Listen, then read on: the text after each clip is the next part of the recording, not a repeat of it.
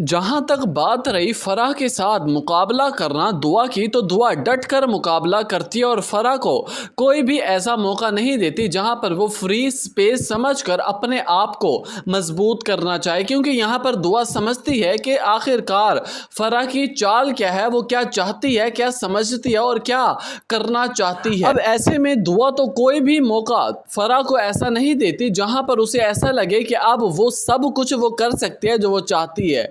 लेकिन दुआ को बाद में इस बात के रियलाइज ज़रूर होता है कि आखिरकार फराह नौशीरवां की ज़िंदगी में दोबारा आई है। आखिर कुछ ना कुछ उसे ऐसा पॉइंट मिला होगा जहां पर वो फिर से एक नए सिरे से अपनी ज़िंदगी को शुरू करना चाहती है नौशीरवां के साथ। ये बात अब दुआ को क्लिक करेगी और उसके परेशानी का बाइस बनेगी।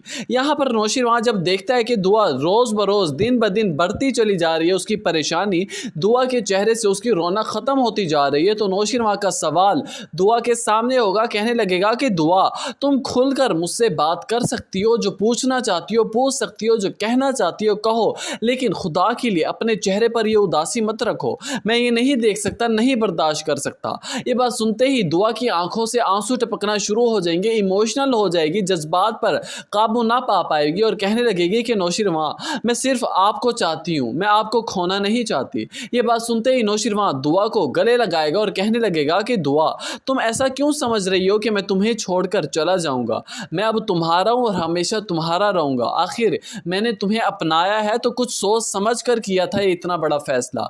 तुम क्यों इतनी सी बात पर डरने लगी हो? इस बात का जवाब दुआ देते हुए कहने लगेगी कि नौशीरवां, पहले कशमाला थी तो अब फराह, मैं कैसे बर्दाश्त करूं? मैं आपको किसी के साथ शेयर नहीं करना चाहती और ना ही किसी की जुबान पर आपका नाम सुनना चाहती हूँ। आपके निकाह में आ गई हूँ ना, तो मैं चाहती हूँ कि आप पर सिर्फ मेरा हक हो, किसी की कोई नज़र आपकी तरफ ना जाए और मैं आपको खोने से बहुत डरती हूँ। यहाँ पर नौशीरवां दुआ का हाथ थामेगा और कहने लगेगा कि दुआ, मैं कसम खाने को तैयार हूँ कि मैं हमेशा तुम्हारा रहूँगा और जहाँ तक बात रही फराह की, उसे मैं खुद ही हैंडल कर लूँगा और बहुत जल्द फराह यहाँ से चली जाएगी और दोबारा तुम्हें कभी नज़र नहीं आएगी। लेकिन खुदा के लिए आइंदा के बाद तुम्हारी आंखों से आंसू नहीं टपकने चाहिए। ड्रामे की कहानी अब इस संगीन मोड़ पर आ पहुंची है कि अब देखना यह है कि क्या फराह इतनी आसानी से नौशीरवां की जिंदगी से दूर चली जाएगी?